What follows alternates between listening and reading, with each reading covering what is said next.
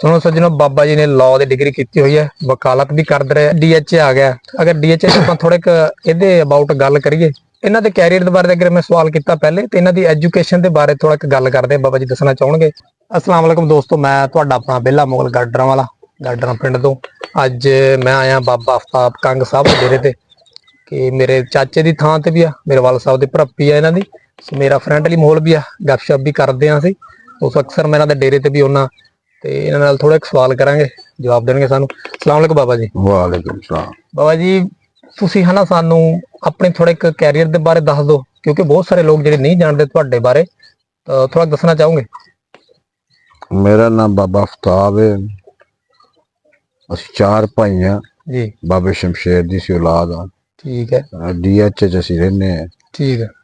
ਤੇ ਬਸ ਇਹੀ ਸਾਡਾ ਇੰਟਰੋਡਕਸ਼ਨ ਹੈ। ਸੁਣੋ ਸੱਜਣੋ, ਬਾਬਾ आफ्ताब ਸਾਹਿਬ 4 ਭਾਈ ਆ। ਬਾਬਾ ਸ਼ਮਸ਼ੇਰ ਅਲੀ ਕੰਗ ਸਾਹਿਬ ਇਹਨਾਂ ਦੇ ਵਾਲ ਸਾਹਿਬ ਨੇ, ਸੋ ਜਿਹੜੇ ਕਿ ਇੱਥੇ ਦਫਨ ਵੀ ਆ, ਉਹਨਾਂ ਦਾ ਇੱਕ ਦਰਬਾਰ ਬਣਾਇਆ ਹੋਇਆ, ਸੋ ਮੇਲਾ ਵੀ ਕਰਾਉਂਦੇ ਆ। ਬਹੁਤ ਸਾਰੇ ਉਹਨਾਂ ਮਰੀਦ ਹਨ, ਉਹਨਾਂ ਦੇ ਆਉਂਦੇ ਆ, ਹਾਜ਼ਰੀ ਵੀ ਦਿੰਦੇ ਆ। ਤੋਂ ਨਾਲ ਹੀ ਬਾਬਾ ਜੀ ਦਾ ਡੇਰਾ ਵਾ। ਤੁਹਾਨੂੰ ਫਰਾਵਾਂਗੇ ਬਾਬਾ ਜੀ ਦੇ ਭਾਣੇ ਦੇ ਬਾਰੇ, ਹਨਾ। ਪਸ਼ੂ ਵੀ ਰੱਖਿਆ, ਆਲਾ ਕੁਆਲਿਟੀ ਦੀਆਂ ਗਾਵਾਂ ਵੀ ਆ, ਮੱਝਾਂ ਵੀ ਆ, ਅਸੀਲ ਲਵਰ ਵੀ ਆ, ਅਸੀਲ ਮੁਰਗੇ ਵੀ ਰੱਖੇ। ਇਹਨਾਂ ਨੂੰ ਬੱਚੇ, ਇਹਨਾਂ ਦੇ ਬੱਚੇ ਸ਼ੌਂਕੀ ਆ, ਅੱਗੋਂ ਉਹਨਾਂ ਨੇ ਸ਼ੌਂਕ ਤੌਰ ਤੇ ਰੱਖੇ ਆ। ਤੇ ਬਾਬਾ ਜੀ ਤੁਸੀਂ ਸਾਨੂੰ ਇਹ ਦੱਸੋ ਵੀ ਤੁਹਾਡਾ ਨਾ ਪਿੱਛੇ ਅਬਾਵਜ ਦਾ ਤੁਸੀਂ ਮਤਲਬ ਇੱਥੇ ਆਏ ਪਹਿਲੇ ਤੁਹਾਡਾ ਕਿੱਥੇ ਹੁੰਦੇ ਸੀ ਤੁਹਾਡੇ ਵਾਲਦ ਸਾਹਿਬ? ਤੁਸੀਂ ਹਿਜਰਤ ਸਾਡੇ ਵਾਲਦ ਸਾਹਿਬ ਜਲਾਲਪੁਰ ਜੱਟਾਂ ਦੇ ਗੁਜਰਾਤੋਂ ਇੱਥੇ ਆਏ ਨੇ। ਠੀਕ ਹੋ ਗਿਆ। ਉਹਨਾਂ ਆ ਕੇ ਜ਼ਮੀਨ ਖਰੀਦੀ ਸੀ ਇੱਥੇ ਜੀ 1971 ਦੇ ਵਿੱਚ। ਠੀਕ ਹੋ ਗਿਆ। ਬਾਅਦ ਅਸੀਂ ਇੱਥੇ ਸ਼ਿਫਟ ਹੋ ਗਏ। ਠੀਕ ਹੋ ਗਿਆ। ਤੇ ਅੱਛਾ ਜੀ, ਹੁਣ ਬਾਬਾ ਜੀ ਡੀਐਚਏ ਆ ਗਿਆ। ਅਗਰ ਡੀਐਚਏ ਤੇ ਆਪਾਂ ਥੋੜੇ ਇਹਦੇ ਅਬਾਊਟ ਗੱਲ ਕਰੀਏ, ਕੀ ਡੀਐਚਏ ਪੋਜ਼ਿਟਿਵਿਟੀ ਹੈ ਜਾਂ ਕੋਈ ਮਕਸਦ ਜ਼ਿਮੀਦਾਰਾਂ ਨੂੰ ਫਾਇਦਾ ਹੋਇਆ ਜਾਂ ਕਿਦਾਂ, ਕੋਈ ਘਾਟੇ ਚ? ਡੀਐਚ ਇੱਕ ਅੱਛੀ ਚੀਜ਼ ਹੈ, ਲੇਕਿਨ ਇਹਨਾਂ ਲੋਕਾਂ ਨੇ ਡੀਐਚ ਵਾਲੇ ਨੇ ਲੋਕਾਂ ਨੂੰ ਲੁੱਟਿਆ, ਝੂਠ ਬੋਲ ਕੇ, ਫਰਾਡ ਕਰਕੇ। ਠੀਕ ਹੋ ਫਾਈਲਾਂ ਦਿੱਤੀਆਂ ਨੇ, ਫਾਈਲ ਦੀ ਜਿਹੜਾ ਰੇਟ ਹੈ ਉਹ ਕੰਟਰੋਲ ਨਹੀਂ ਜੀ। ਜਦੋਂ ਤੁਸੀਂ ਸੌਦਾ ਕਰਦੇ ਦਿਲ ਚ ਉਸ ਦਿਨ 35 ਲੱਖ ਰੁਪਏ ਫਾਈਲ ਦਾ ਰੇਟ ਹੈ, ਤੁਸੀਂ ਜ਼ਮੀਨ ਦੇ ਰਹੇ ਹੋ। ਜੇ ਤੁਸੀਂ ਜ਼ਮੀਨ ਦੇ ਲਈ ਦਿਲ ਚ ਫਾਈਲ ਜਿਹੜੀ 25 ਲੱਖ ਤੇ ਆ ਜਾਏ, तो इस तरह ਜ਼ਿਮੀਦਾਰ ਕਾਫੀ ਨੁਕਸਾਨ ਚ ਗਏ ਨੇ ਵਿਚਾਰੇ। ਇਹ ਬਾਬਾ ਜੀ ਜਿਹੜਾ ਡੀਐਚ ਡਿਫੈਂਸ ਹਾਊਸਿੰਗ ਅਥਾਰਟੀ ਆ, ਇਹ ਅਦਾਰਾ ਕਿਹਦੇ ਅੰਡਰ ਆ? ਤੁਹਾਨੂੰ ਨੌਲੇਜ ਹੋਏਗਾ ਥੋੜਾ। ਇਹ ਕੋਰ ਕਮਾਂਡਰ ਦੇ ਅੰਡਰ ਹੈ, ਆਰਮੀ ਦੇ ਅੰਡਰ। ਆਰਮੀ ਦੇ ਅੰਡਰ ਸਰਵਿੰਗ ਬ੍ਰਿਗੇਡੀਅਰ ਜਿਹੜਾ ਪੀਡੀ ਹੈ। ਠੀਕ ਹੋ ਗਿਆ। ਪੂਰਾ ਆਰਮੀ ਦਾ ਅਦਾਰਾ, ਆਰਮੀ ਜੋ ਚਾਹੇ ਉਹ ਕੋਈ ਕਰਦੀ ਜੀ।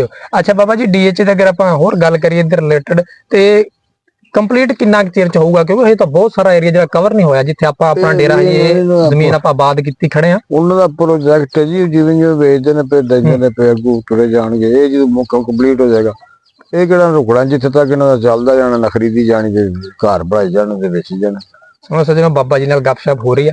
ਮੈਂ ਤਾਂ ਬਾਬਾ ਜੀ ਨਾਲ ਥੋੜਾ ਕਲੋਜ਼ ਆ, ਕਿਉਂਕਿ ਸਾਡਾ ਫਰੈਂਡਲੀ ਆ, ਮੇਰੇ ਚਾਚਾ ਜੀ ਵੀ ਆ, ਬਹੁਤ ਸਾਡਾ ਪਿਆਰ ਆਪਸ ਦੇ ਵਿੱਚ, ਤੇ ਇਹਨਾਂ ਡੇਰੇ ਤੇ ਅਕਸਰ ਬਿਸ਼ਤਰ ਹੁੰਦੇ ਰਹਿੰਦੇ ਆ।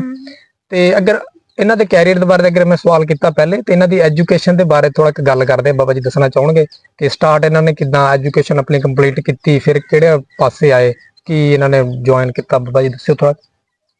ਮੈਂ ਪਹਿਲੇ ਕਾਨਵੈਂਟ ਸਕੂਲ ਪੜ੍ਹਦਾ ਰਿਹਾ, ਉਹਦੇ ਬਾਅਦ ਮੈਂ ਐਸਪੀਐਸ ਚ ਗਿਆ, ਫਿਰ ਠੀਕ ਹੋ ਗਿਆ। ਐਸਸੀ ਕਾਲਜ ਪੜਿਆ। ਮੇਰਾ ਐਕਸੀਡੈਂਟ ਹੋ ਗਿਆ, ਲੱਤ ਫ੍ਰੈਕਚਰ ਹੋ ਗਈ ਜੀ। ਫਿਰ ਮੈਂ ਲਾਅ ਚ ਆ ਗਿਆ। ਪਹਿਲੇ ਐਫਐਸਸੀ ਕੀਤੀ, ਬੀਐਸਸੀ ਕੀਤੀ ਡਬਲ ਮੈਥਮੈਟਿਕਸ ਨਾਲ, ਜੀ। ਫਿਰ ਲਾਅ ਕੀਤਾ, ਵਕਾਲਤ ਵੀ ਕਰ 2009 ਤੋਂ ਔਨਵਰਡ ਮੈਂ ਵਕਾਲਤ ਕੀਤੀ ਜੀ। ਉਹ ਕੋਈ ਤਬੀਅਤ ਨਾਸਾਜ਼ ਰਹਿੰਦੀ, ਇਸ ਵਜ੍ਹਾ ਤੋਂ ਘਰ ਹੀ ਬੈਠਾ ਰਹਿਣਾ, ਜਾਨਵਰਾਂ ਚ ਬੈਠਾ ਰਿਹਾ, ਨੌਕਰਾਂ ਕੋ ਕੰਮ ਕਰਾ ਰਿਹਾ।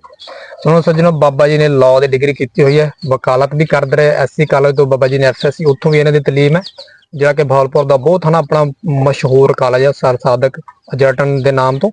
ਤੇ 2009 ਤੋਂ ਵਕਾਲਤ ਚਲਾਈ ਬਾਬਾ ਜੀ ਨੇ। ਉਹਦੇ ਬਾਅਦ ਚ ਬਾਬਾ ਜੀ ਵਕਾਲਤ ਤੁਸੀਂ ਕੀਤੀ ਕਿੰਨਾ ਚਿਰ, ਫਿਰ ਛੱਡਣਾ ਕਿਉਂ ਪਈ, ਵੀ ਕੀ ਰੀਜ਼ਨ ਬਣੀ ਇਹਦੇ ਵਿੱਚ? 10-11 ਤਬੀਅਤ ਨਹੀਂ ਠੀਕ ਨਾ, ਥੋੜੀ ਸਿਹਤ ਖਰਾਬ ਹੋ ਗਈ, क्योंकि 24 आवर जॉब है, रात केसेस तैयार करने, सुबह ठीक हो गया कोर्ट से पेश होना, टफ टाइम देना पैंदा, ਤੁਹਾਨੂੰ ਮੈਂਟਲੀ ਵੀ ਹਾਜ਼ਰ ਰਹਿਣਾ ਪੈਂਦਾ, ਮਿਹਨਤ ਕਰਨੀ ਪੈਂਦੀ ਹੈ, ਜਿਸਮਾਨੀ ਵੀ ਮੈਂਟਲੀ ਵੀ, ਹਰ ਲਿਹਾਜ਼ ਦੀ ਐਕਸਰਸਾਈਜ਼। ਠੀਕ ਹੋ ਗਿਆ। ਬੜਾ ਮੁਹੱਜ਼ਬ ਕੰਮ ਹੈ। ਲੇਕਿਨ ਆਪਣੇ ਕਾਇਦ, ਸਾਡੇ ਕਾਇਦ ਆਜ਼ਮ ਹਮਦ ਜਨਾਬ ਵੀ ਵਕਾਲਤ ਕਰਦੇ ਰਹੇ ਨੇ, ਸੋ ਬਾਬਾ ਜੀ ਨੇ ਉਹੀ ਆਪਣਾ ਪ੍ਰੋਫੈਸ਼ਨ ਕੀਤਾ ਤੇ ਬਾਬਾ ਜੀ ਨਾਲ ਗੱਪਸ਼ਪ ਹੋਈ ਹੈ। ਸੋ ਥੈਂਕਸ ਬਾਬਾ ਜੀ ਦਾ ਟਾਈਮ ਦਿੱਤਾ ਸਾਨੂੰ।